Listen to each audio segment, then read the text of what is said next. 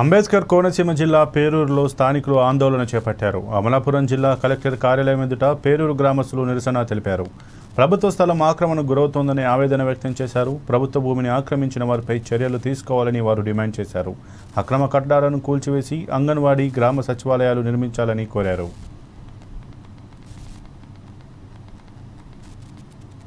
1996-95 మధ్యన మాకు పట్టాలు ఇవ్వడం జరిగింది. అక్కడ అయితే మా కోసమని అక్కడ కమ్యూనిటీ స్థలం ఒక 66 పట్టాలు ఇవ్వగా కొంత స్థలాన్ని, ఒక 15 సెంట్ల స్థలాన్ని కమ్యూనిటీ స్థలం కింద అక్కడ కేటాయించడం జరిగింది.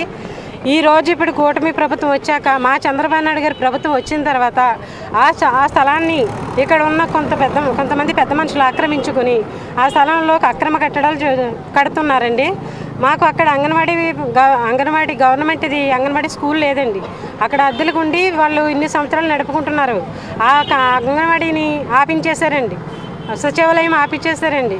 మాకు ఆ కమ్యూనిటీ స్థలంలో మాకు అంగన్వాడీ, మా కోసం కమ్యూనిటీ హాల్ని, తర్వాత సచివాలయాన్ని మాకు నిర్మాణం చేయాలని ఈ సభాముఖంగా ముఖ్యమంత్రి చంద్రబాబు నాయుడు గారిని, అలాగే డిప్యూటీ సీఎం పవన్ కళ్యాణ్ గారిని, అలాగే లోకేష్ బాబు గారిని మేము కోరుకుంటున్నామండి. మా కాలనీ వాసులు అందరూ 2 నెలలుగా అధికారుల చుట్టూ తిరిగి చాలా ఇసుకపోయి ఉన్నామండి.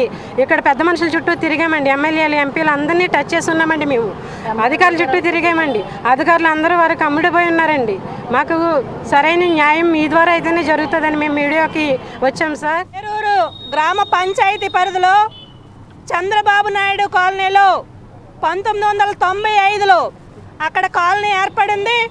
ఆ కాలనీలో అంగన్వాడీ సెంటర్, అలాగే అక్కడ కమ్యూనిటీ హాల్కి బిల్డింగ్ నిర్మాణం చేయాలని చెప్పి అక్కడ పంచాయతీ తీర్మానం చేయడం కూడా జరిగింది.